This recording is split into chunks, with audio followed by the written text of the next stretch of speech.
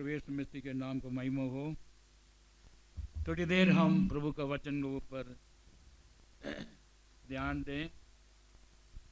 ध्यान से प्रभु का वचन को सुनना आवश्यक है, क्योंकि प्रभु अपना महिमा को अपना वचन में रखा है। आमीन। परमेश्वर का महिमा को अपना वचन में रखा है, इसलिए उसी वचन को हम सुनने के समय में हम ध्यान से, आत्मा से, प्यास से सुनना चाहिए। आमीन। प्रभु का आत्मा हमारे मध्य में काम कर रहे हैं। आज के संदेश के लिए भी सुना हुआ वचन सकरिया का पुस्तक। सब लोग खड़े होकर इस वचन को पढ़े। Sakariya chapter 8 verse. जकरिया के पुस्तक 8वां अध्याय 8 का 12 और 13।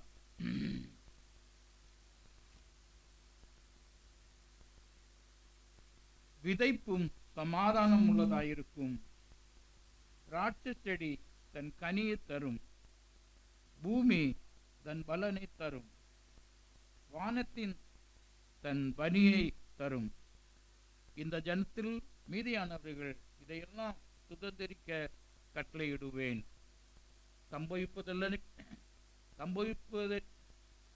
என்னவென்றால், யூத வம்சத்தாரே, இஸ்ரவேல் வம்சத்தாரே, நீங்கள் புறஜாதிகளுக்குள்ளே சாபமாயிருந்தது போலவே ஆசீர்வாதமாயிருக்கும்படி நான் உங்களை ரட்சிப்பேன்.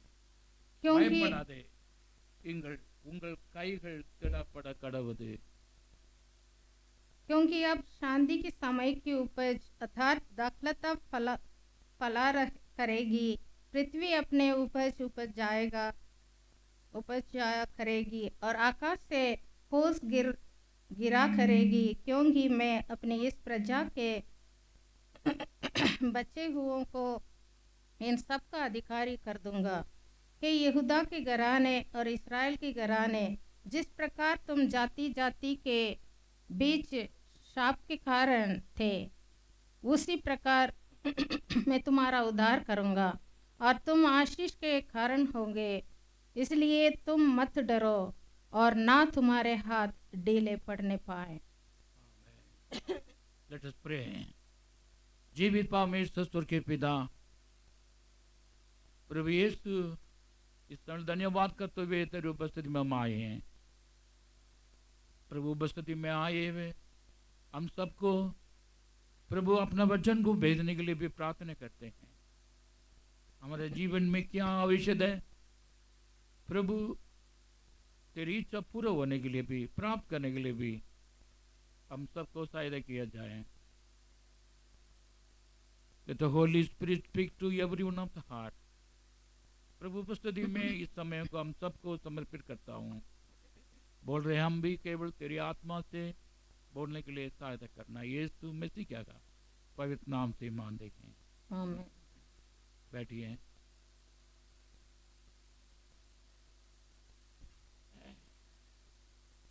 கர்த்தருக்கெல்லா கனமும் மகிமையும் துதியும் உண்டாகட்டும்.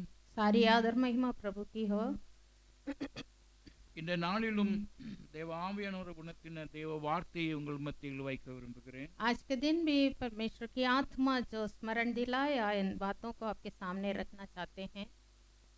கர்த்தர் நம்ம மத்தியில் கிரியை செய்கிற தேவனாக இருக்கிறார். प्रभु परमेश्वर हमारा बीच में क्रिया करने वाला परमेश्वर है। நாம் சுயமாகவே காரியங்களை சாதிக்க முடியாது. हम अपने आप खुद कुछ कर नहीं सकते। கர்த்தருடைய கிருபையினாலே நாம் நம்முடைய கரங்களில் தந்திருக்கிற வேலைகளை செய்யும்போது கர்த்தர் கையின் பிரயாசங்களை ஆசீர்வதிக்கிறார். परमेश्वर के बड़े अनुग्रह से जो काम हमारे हाथों में प्रभु ने दिया है, उसके करने की कृपा अनुग्रह प्रभु देता है, तो हम उसको सफलता से कर पाएंगे। இந்த நாளிலே சகரியா தீர்க்கதரிசி மூலமாகவும் यहाँ पर जकरिया भविष्यद्वक्ता के द्वारा அப்போஸ்தலர் பவுல் மூலமாகவும் பேசின வார்த்தைகளை ஒரு முறை கூட நினைவு கூறுவோம். और इस बात को प्रेरित पौलुस ने भी अपने पत्रों में लिखा है। इन बातों को हम स्मरण करें। நாம் சகரியில் படித்த இந்த 2 வசனங்களிலும் जकरिया में जैसे हमने पढ़ा था, ஒரு ரட்சிப்பை பற்றி பேசுகிறது. यहाँ पर एक उद्धार के बारे में लिखा है। என்ன ரட்சிப்பு? क्या उद्धार? சாபத்திலிருந்து ஆசீர்வாதத்திற்காக. श्राप से आशीर्वाद दूर होकर आशीष पाने का। ஆமா, இதற்கு ஒரு ரட்சிப்பு, ஒரு ரட்சகர் தேவையா இருக்கிறது. और इसके लिए एक उद्धारकर्ता का आवश्यकता है। இந்த சகரியான் தீர்க்கதரிசியின் நாட்களிலே और जकरिया के समय में இஸ்ரேல் ஜனங்கள் इजराइलियों ने அடிமைத்தனத்தில் இருந்தபோது वो दासवंद में थे, இந்த புறஜாதிகளை போல சாபத்துக்குள்ளாக இருந்தார்கள். जैसे अन्य जाति दासवंत में है वैसे उन लोग भी मिस्र देश में दासवंत थे। ஆனால் கர்த்தர் சொல்கிறார், पर प्रभु कहता है, நான் உங்கள் சாபத்தை ஆசீர்வாதமாக மாற்ற உங்களை ரட்சிப்பேன். और जो श्राप उनके ऊपर है उसको हटाकर प्रभु उनको आशीष के कारण बनाएंगे। இந்த நாளிலும் செய்தியின் தலைப்பாக तो आज के संदेश का शीर्षक சால்வேஷன் उद्धार கர்ஸ் டு பிளெஸிங். श्राप से आशीष की ओर। நம்முடைய சாபத்திலிருந்து ஆசீர்வாதத்திற்கு வருவதற்காக கர்த்தருடைய ரட்சிப்பு. श्राप से आशीष की ओर बढ़ने के लिए परमेश्वर का उद्धार। ஆமென். இது கர்த்தருடைய விருப்பம். ये प्रभु चाहता भी है। இந்த முதலாவது நாம் பல காரியங்கள் மூலமாக உலகத்தில் சாபத்தை பற்றி ஏதோ தவறா புரிந்து கொண்டிருக்கிறோம். हम श्राप के बारे में शारीरिक रीति से कुछ गलत समझे होंगे। ஆனால் சாபம் என்றால் என்ன? पर श्राप क्या है? ஏன் ஜனங்கள் சாபத்துக்குள் இருக்கிறார்கள்? क्यों लोग श्राप के अंदर है? ஏன் புறஜாதியார் இருக்கிறார்கள்? क्यों जातियों के जाति जाति के लोग ऐसे हैं? அவர்கள் தேவனை விட்டு பிரிந்ததின் காரணமாக. उसका कारण है कि वो परमेश्वर से अलग है। ஆதாம் ஏவாளை சிருஷ்டித்து அந்த ஏதன் வேட்டிக்கையில வைத்து கர்த்தர் அவரை பலுகி பெருங்கள் என்று ஆசீர்வதித்தார். आदम और हव्वा को परमेश्वर ने बनाया और एदन वाटिका में रखा और उनको कहा तुम फूलो और फलो। அவர்கள் ஜீவனுக்கு என்று வைத்த தேவ வார்த்தையை மீறினபடியினால் और जीवन के लिए जो प्रभु ने दिया वो वचन को उल्लंघन किया, கர்த்தரை விட்டு தூரம் போனார்கள். उसकी वजह से परमेश्वर से दूर हुए। கர்த்தரை விட்டு தூரம் போன காரணத்தினாலே और परमेश्वर से वो दूर जाने के कारण கர்த்தர் சாபத்துக்குள்ளான இடத்திலே இந்த பூமியை சபித்தார் என்று வேதம் சொல்கிறது. और उनको श्राप दिया और पृथ्वी भी उनके द्वारा श्रापित रहेगा बोला। பொதுவாக और आमतौर पर சாபம் என்றால் श्राप क्या है? absent of presence of God. तो इसका मतलब परमेश्वर जहाँ नहीं है वहाँ आशीष नहीं है, श्राप है। Amen. और சாபம் என்றால் the absent of God blessing. और श्राप यही होता है परमेश्वर के आशीष के खोए जाना। அப்ப தேவனுடைய ஜனங்கள் இவ்விதமாக புறஜாதிகளைப் போல சாபமான நிலையிலே கடந்து செல்லும்போது तो परमेश्वर बिना जैसे अन्य जातियां श्राप में है वैसे हम भी जाने से கர்த்தர் தம்முடைய பிள்ளைகளை पर प्रभु अपने संतान को சாபத்திலிருந்து ரட்சித்து श्राप से वो छुड़ाएगा। நம்மை ஆசீர்வாதத்துக்கு எல்கைக்குள் கடந்து செல்ல கர்த்தருடைய கிருபை நம்மோடு இருக்கிறது. और आशीष के सीमा के अंदर प्रभु ले आएंगे, ये प्रभु के अनुग्रह है। தேவனுடைய பிள்ளைகள் புறஜாதிகளைப் போல சாபத்துக்குள்ளான கிரியைகளை செய்யக்கூடாதுதான். तो अन्य जातियों की तरह श्राप की क्रिया है हमारे बीच में नहीं होना। நாம் பாவம் நிறைந்த உலகில் வாழும்போது इस पाप भरे दुनिया में அப்போஸ் இவற்றில் உள்ள பாவங்கள், சாப கிரியைகள், உலக விஷயங்கள், ட்ரெடிஷன் காரியங்கள் யாவும் ஒரு மனுஷனை பாதிக்கக்கூடும். और संसार की पारंपरिक बातें और श्राप एक एक के जीवन में बहुत असर डालता है। तो ஆகிய தான் பழைய ஏற்பாடு மோசையின் மூலமாக तो मूसा के द्वारा पुराना नियम में तो கர்த்தர் சொல்கிறார், प्रभु ने कहा book of Deuteronomy chapter 30 verse 19, व्यवस्थावरण 30 का 19।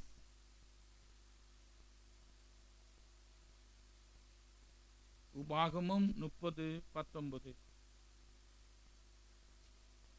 मैं आज आकाश और पृथ्वी दोनों को तुम्हारे सामने इस बात की साक्षी बनाता हूँ कि मैंने जीवन और मरण, आशीष और श्राप को तुम्हारे आगे रखा हूँ। इसलिए तू जीवन की को अपना ले कि तू और तेरा वंश दोनों जीवित रहे। ஆமென். आमेन। கர்த்தர் சொல்கிறார், நான் உனக்கு முன்பாக ஜீவனையும் மரணத்தையும் ஆசீர்வாதத்தையும் சாபத்தையும் உனக்கு முன் வைத்தேன் என்று உங்கள் மேல் வானத்தையும் பூமியையும் இன்று சாட்சியாய் வைக்கிறேன். ஆகையால் நீயும் உன் சந்ததியும் பிழைக்கும்படி நீ ஜீவனை தெரிந்து கொள். जीवन और मरण, श्राप और आशीष दोनों प्रभु ने हमारे सामने रखा है। हम उसमें जीवन को अपनाना है। ஆமென். आमेन। அல்லேலூயா. हालेलुया। இப்போ தேவன் இதை பூமியிலே வைத்திருக்கிறார். இந்த பூமி இதற்கு சாட்சியா இருக்கிறது. और ये हमारे सामने परमेश्वर ने रखा है, इसके लिए साक्षी आकाश और पृथ्वी है। நாம் சாபத்தையும் தெரிந்து கொள்ள முடியும், ஆசீர்வாதத்தையும் தெரிந்து கொள்ள முடியும், तो इनमें से क्या हमें चाहिए वो हम चुन सकता है।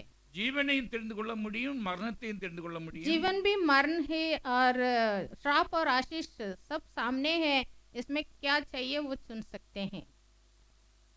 கர்த்தர் சொல்லுகிறார், पर परमेश्वर से सलाह ये है, நீயும் உன் சந்ததியும் பிழைக்கும்படிக்கு तुम और तेरा वंश दोनों जीवित रहने के लिए நீ ஜீவனை தெரிந்து கொள். तुम जीवन को अपना ले।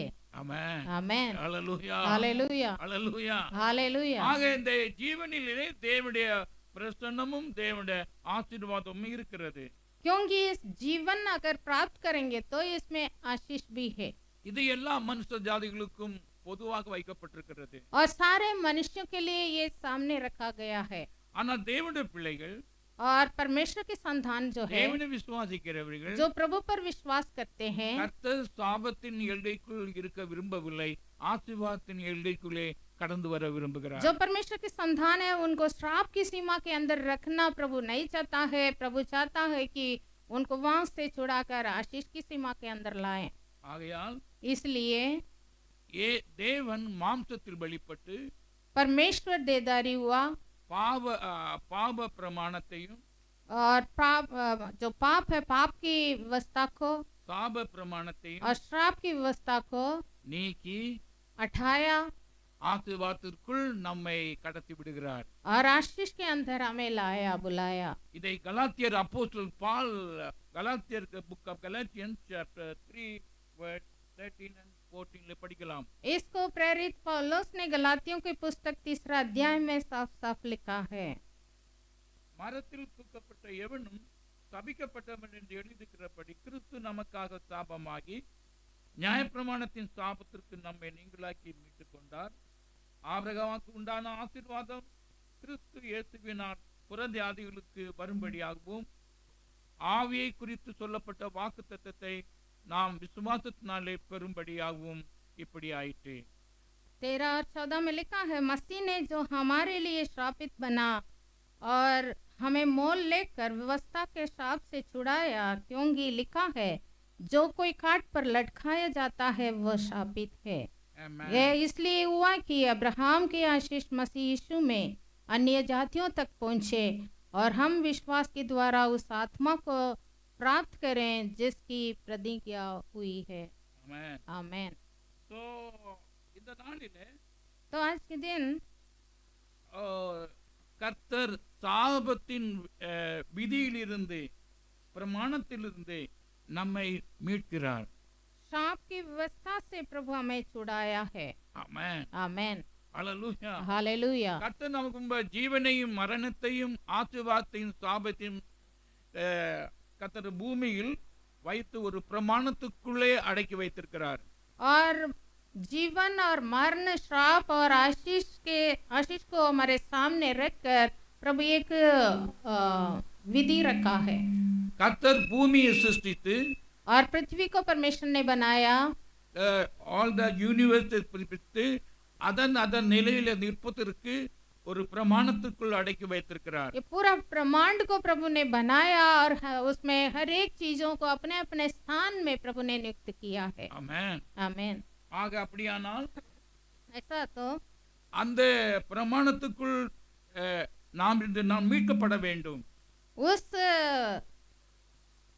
पाप की जो व्यवस्था है उससे हम छुड़ाए जाना है। நாம் பரலோகம் செல்ல வேண்டும் என்றால் यदि स्वर्ग जाना है, பூமியின் பிரமாணத்தின் மீது விவஸ்தா, the law of gravity மற்ற எல்லா காரியங்களும் we must என்று நாம் மீட்கப்பட வேண்டும். अगर हम पृथ्वी से ऊपर जाना है तो पृथ्वी की जो भी शक्ति है खींचने का, आकर्षित करने का, उसको छोड़ना पड़ता है। ஆமென். आमीन। நம்முடைய தேவன் तो प्रभु हमारा परमेश्वर சாபத்தை ஆசீர்வாதமாக மாற்றுகிற தேவன். श्राप को हटाकर आशीष देने वाला है। ஆமென். आमीन। ஹalleluya. हालेलुया। பாவத்தை மட்டும் போதாது, நீக்கினால் மட்டும் போதாது, पाप को केवल नहीं ஆசீர்வாதத்திற்குள் நாம் கடத்தப்பட வேண்டும். और श्राप से भी छुड़ाकर हमें आशीष में जाना है। கர்த்தருக்கு மகிமை உண்டாகட்டும். प्रभु की महिमा हो। ஸோ ஆக இந்த நாளிலே சாபமான காரியங்களிலிருந்து விடுபடுவது எப்படி என்ற தேவ ஆலோசனை, த கவுன்சில் ஆஃப் காட், தேவ வார்த்தையின் மூலமாக நாம் பெற்றுக்கொள்வோம். तो परमेश्वर की युक्तियां हम पाकर आशीष पाना है। இது இந்த நீங்கள் புக் ஆஃப் டேட்டன் உபாகத்திலே 28ஆம் சாப்டர்ல the symptom of blessing and symptom of curse பற்றி சொல்லப்படுகிறது. और व्यवस्थावरण 28वां अध्याय में श्राप और आशीष का दोनों के बारे में लिखा है। ஆமென். आमीन। ஹalleluya. तो தேவனுடைய ஆசீர்வாதம் எப்படி செயல்படுகிறது, தேவனுடைய சாபம் எப்படி ஒரு மனிதனுடைய வாழ்க்கையிலே காரணமாக இருக்கிறது என்பதை வேதம் தெளிவாக சொல்கிறது. और श्राप आने का कारण क्या है, आशीष पाने का कारण क्या है और वो कैसा होता है, उसके बारे में पूरा अध्याय में लिखा है। வேதம் சொல்கிறது, the first two words में first and Deuteronomy chapter 28 words 1 and 2.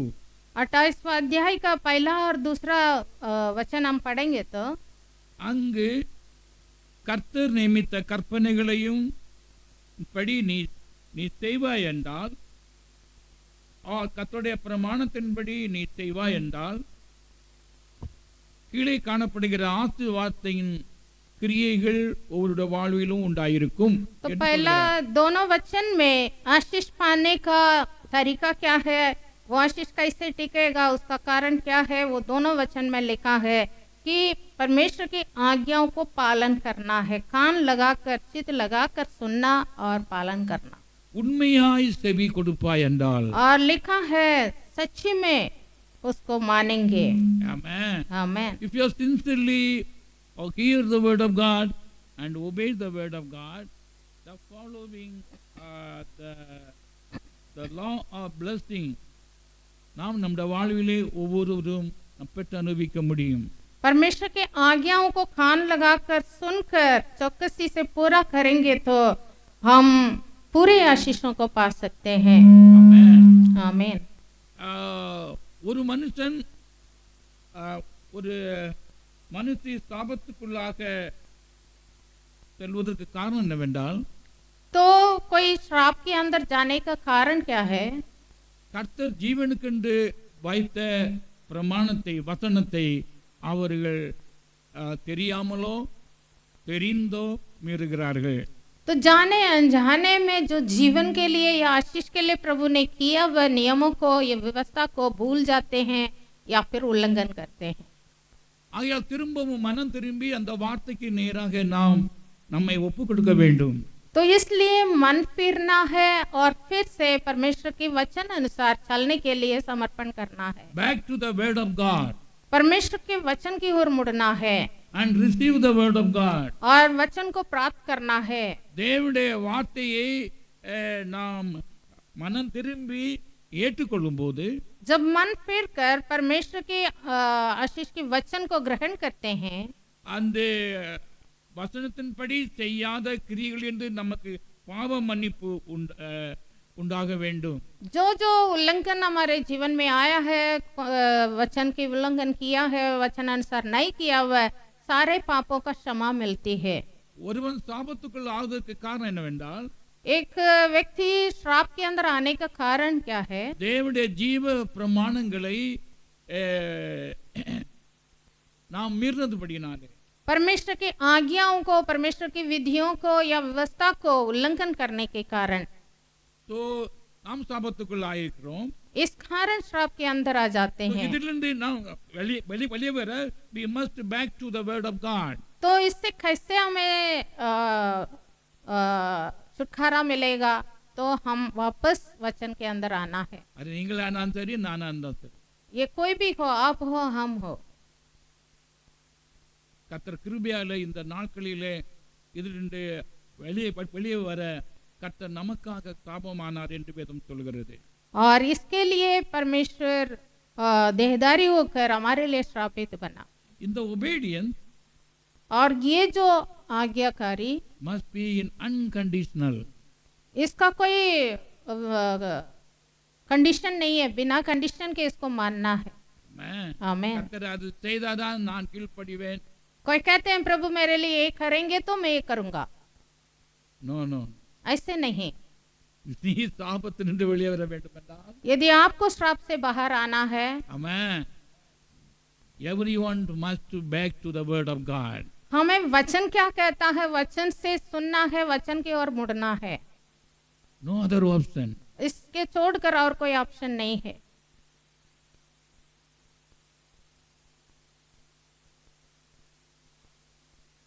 கலாத்தியர் சபைக்கு பவுல் அப்போஸ்தலர் சொல்லும்போது, गलातियों को पौलुस जब लिखता है,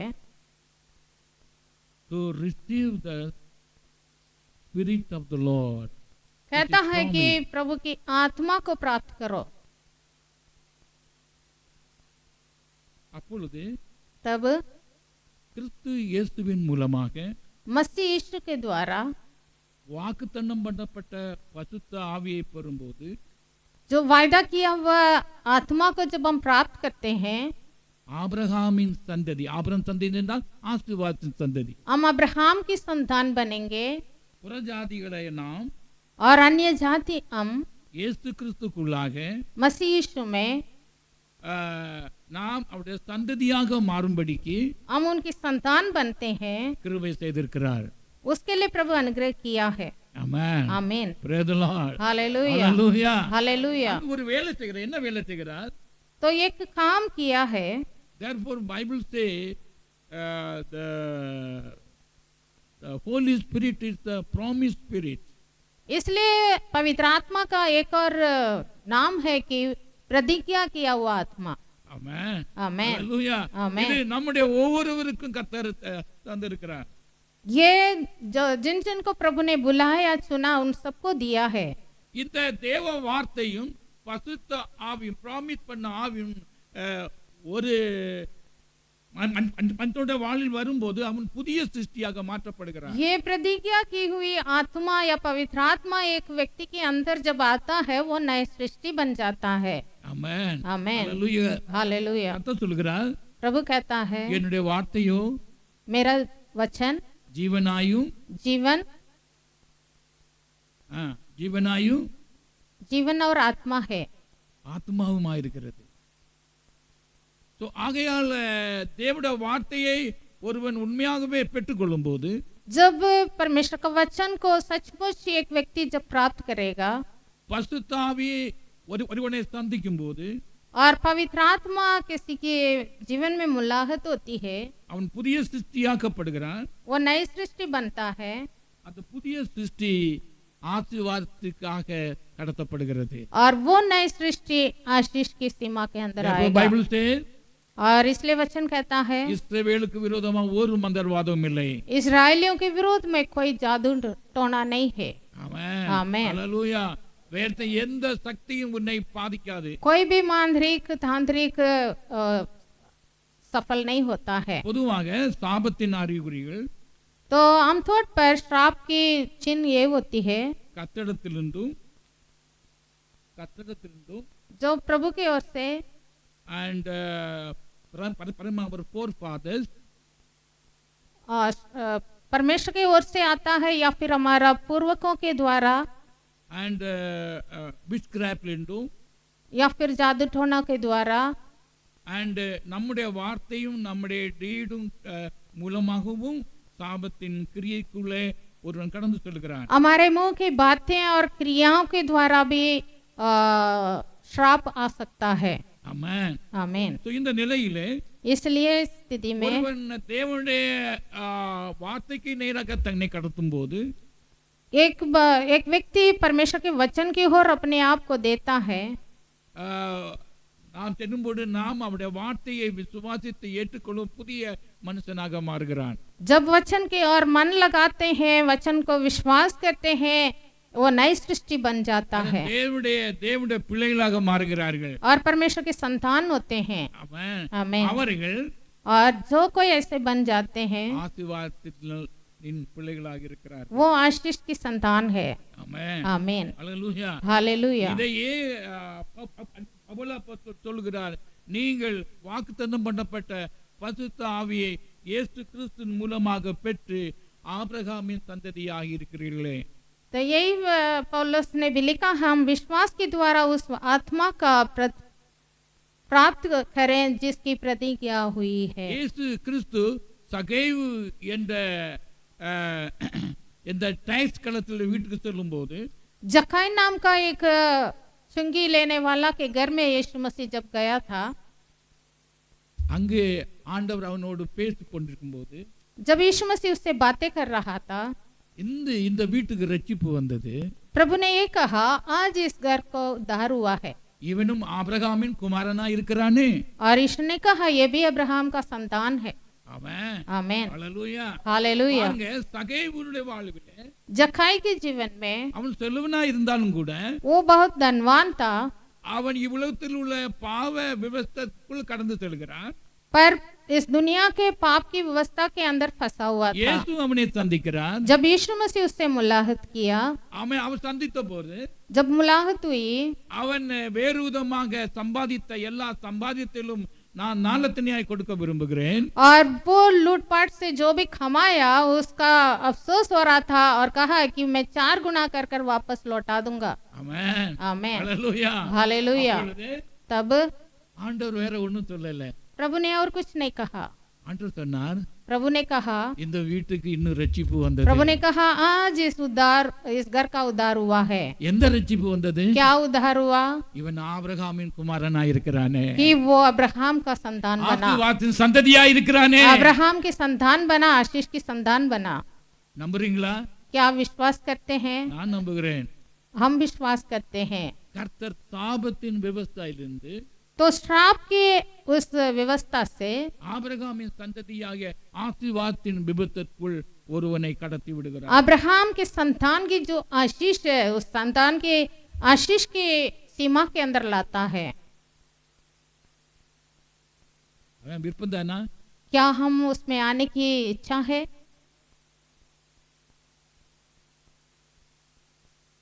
சும்மா ஆண்டவரே அது தாரும் இது தாரும் இது தாரும் என்ன கேட்டுட்டு ஒரு பிரயோஜனம் இல்லை.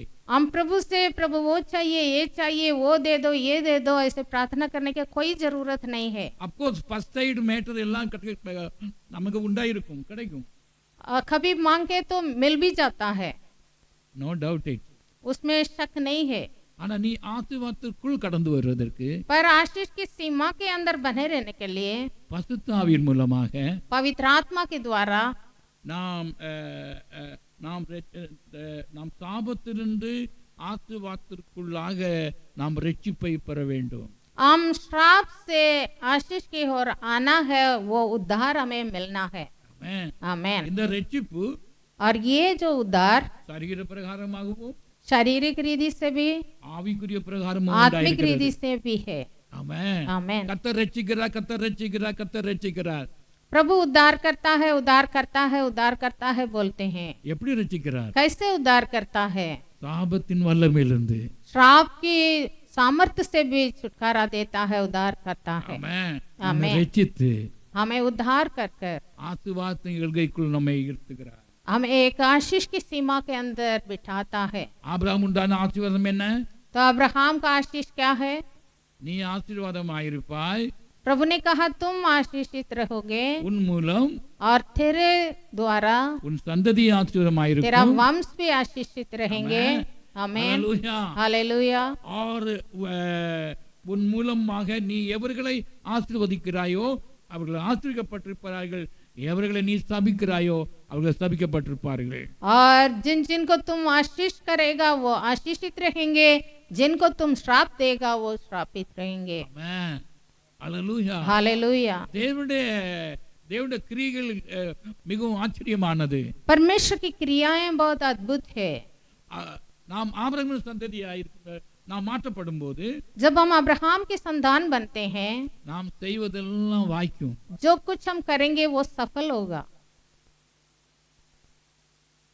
இன்று அநேகருடைய கம்ப்ளைண்ட், बहुत लोगों का शिकायत यही होता है, நான் நல்லா வேலை செய்கிறேன் मैं बहुत मेहनत करता हूँ ஆனால் ரிசல்ட் வெறும் குறைவா இருக்கிறது. पर उसका प्रतिफल इतना नहीं है। முடிவை தொடக்கத்தை பாட்டிலும் முடிவு மிகவும் முக்கியம். शुरुआत से उत्तम है अंत।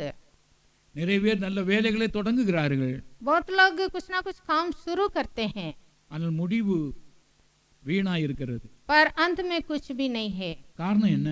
कारण क्या है? நாம் ரட்சிப்பை, இந்த ரட்சிப்பை பெறவில்லை. எந்த ரட்சிப்பை? சாபத்திலிருந்து ஆசீர்வாதத்திற்குள்ளாக ஒரு ரட்சிப்பை கர்த்தர் நமக்கு கிருபையால் கட்டளையிடாத காரணத்தினாலே அவிதமாயிருக்கிறது. उसका कारण क्या है? ये जो श्राप की व्यवस्था से उद्धार नहीं पाए हैं, आशीष की सीमा के अंदर नहीं आए हैं, ये परमेश्वर का जो व्यवस्था है उसको पालन नहीं किए हैं। ஆமென். आमेन, ஆமென். आमेन। இன்று கர்த்தர் வார்த்தையை அநேக உள்ளங்களில் அனுப்புகிறார்.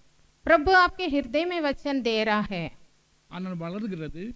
और इसमें बढ़ना, ஆனால் முள்களின் காரணமாக बढ़ना आपके काम है पर कांटों के कारण அது கனி கொடுக்க முடியவில்லை.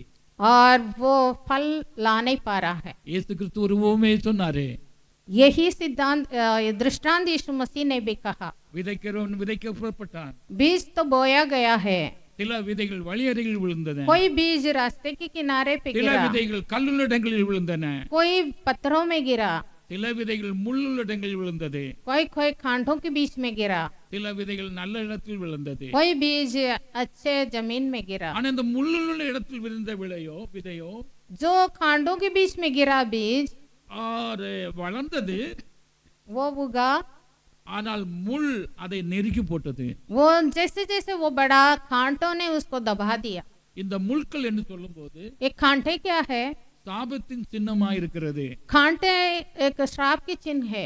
ஆமென். आमेन, ஹalleluya. हालेलुया। அந்த முள்களை நீக்கும் போது, जब उस कांटों को हटा दिया जाता है அதை நீக்கி அதை எரிக்க வைக்கும் போது और उसको जला दिया जाता है, அந்த செடி கனி கொடுக்கும். वो जो पौधे हैं उसमें फल आएगी। ஆமா, இவ்விதமாகவே इस तरह நாம் ஒவ்வொரு கிறிஸ்துவுக்குள் வளர்ந்து हम में से हर एक जन मसीह में बढ़कर கனிகளை கொடுப்பதற்கு और फल लाएंगे, சாபத்தின் முள்கள் நீக்கப்பட வேண்டும்.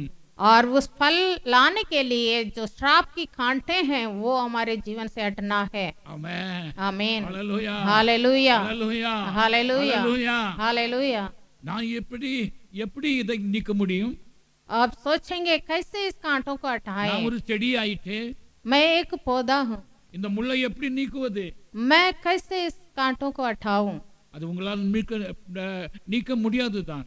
हम खुद कुछ नहीं कर सकते ஆனா हैं கர்த்தரால் முடியும். पर प्रभु से संभव है। ஆமென். आमीन, ஹalleluya. हालेलुया। இயேசு கிறிஸ்து சிலுவையிலே மரிக்கும் போது जब यीशु मसीह क्रूस पर मरा, அந்த சாபத்தை நீக்குவதற்கு इस श्राप को हटाने के लिए முட்கிரீடம் தரிக்கப்பட்டது. उनके सर पर कांटों का ताज लगाया गया। ஆமென். आमीन। For what? वो क्या के लिए? அந்த சாபம் எல்லாருடைய சாபத்தையும் அவர் ஏற்றுக்கொண்டார். तो केवल पाप नहीं, पापों के कारण आता है श्राप को भी वो अपने ऊपर ले लिया। நம்மை சாபத்திலிருந்து விடுவிக்கும்படியாக और ये क्यों किया? हमें श्राप से छुड़ाने के लिए। ஆமென். இந்த நாட்களிலே तो इन दिनों में இந்த சிம்டம் காணப்படும் என்றால் यदि हमारे जीवन में श्राप की कोई चिन्ह है, we must pray and submit to the Lord. हम प्रार्थना करना है और प्रभु के हाथों में समर्पण करना है। நம்முடைய சாபத்தின் விவசாயத்தை நீக்கி ஆசீர்வாதத்திற்குள் கடத்துவதற்கு கர்த்தராகிய இயேசு கிறிஸ்துவினால் மட்டுமே முடியும். और श्राप की व्यवस्था से हमें छुड़ाकर आशीष की सीमा के अंदर लाना केवल यीशु मसीह से ही संभव है। ஆமென். आमेन। हालेलुया. हालेलुया। லூக்காயிலே லூக்கா chapter 12:49 ले लूका chapter 12 verse 49. लूका रचित सुसमाचार 12 का 49।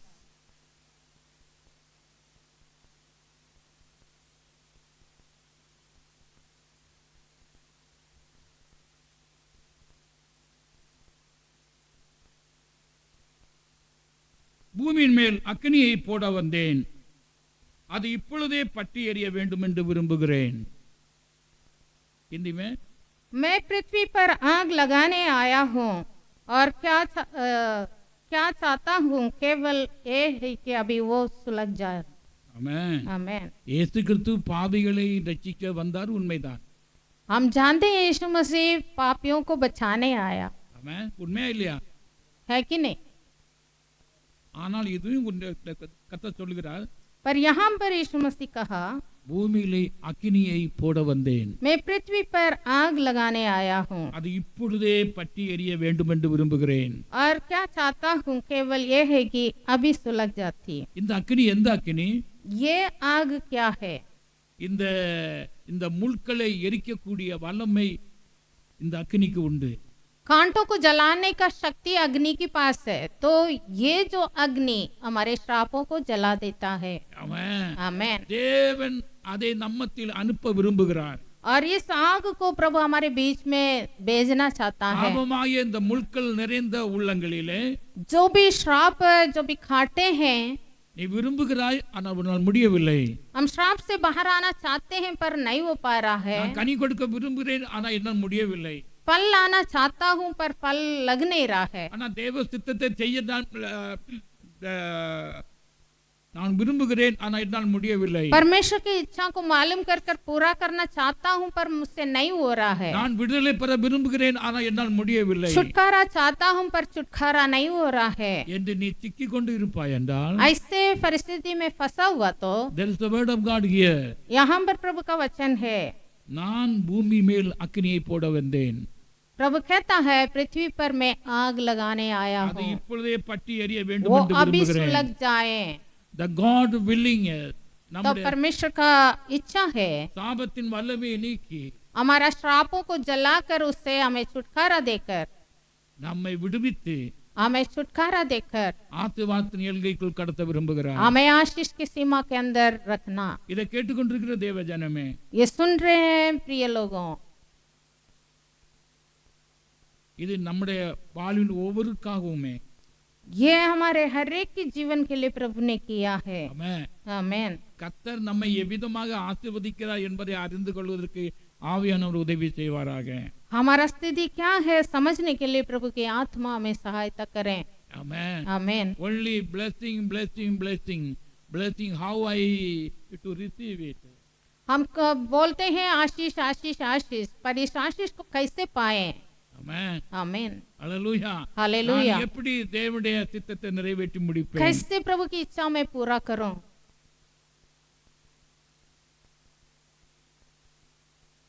நாம் ஒவ்வொருவருக்கும் தேவனுடைய சித்தம் இருக்கிறது. हम में से हर एक के ऊपर प्रभु की इच्छा है। கொலோசியர் 1 chapter 1 verse 16 பார்க்கும்போது कोलोसियों 1 का 16 पढ़ते हैं।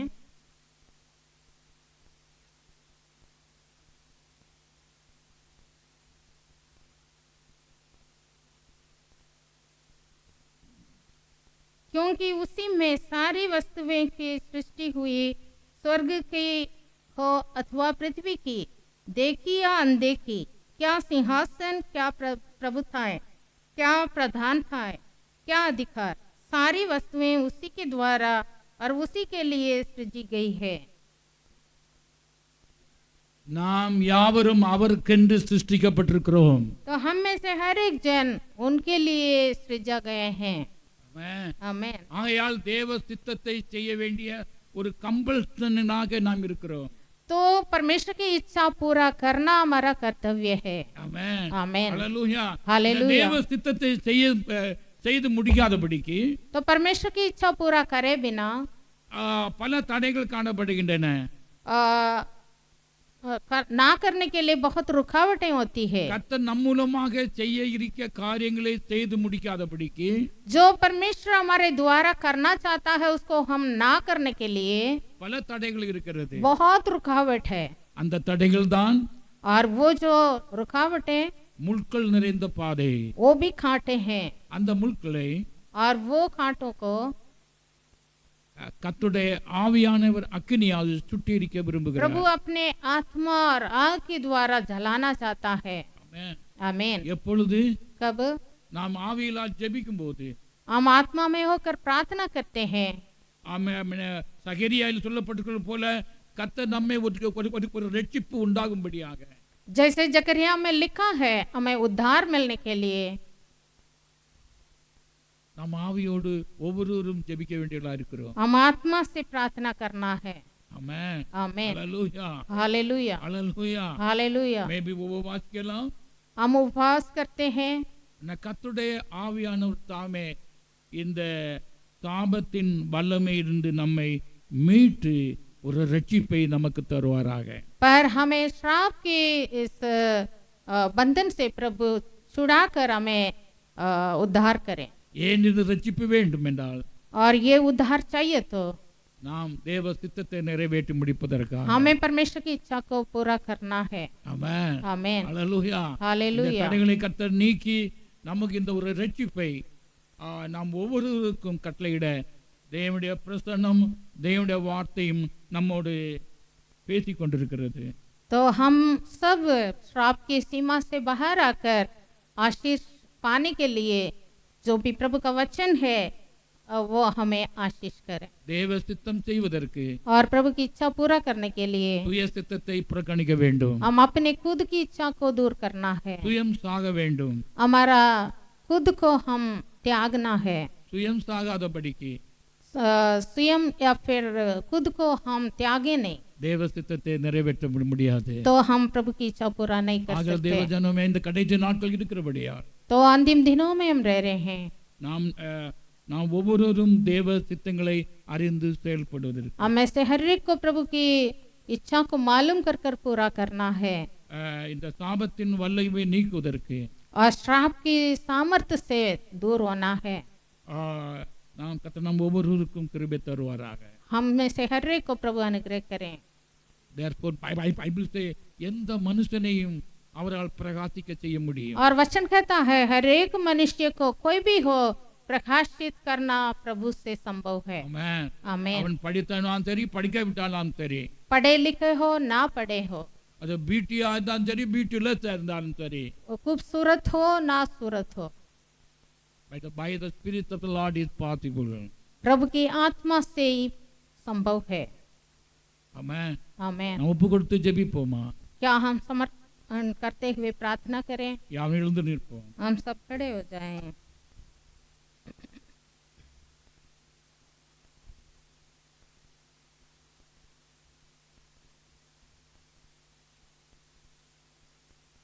சாபத்திலிருந்து ரட்சித்து ஆசீர்வாதத்திற்குள் கடத்தி விட தேவனுடைய பிரசன்னம் நம்மோடு கூட இருக்கிறது.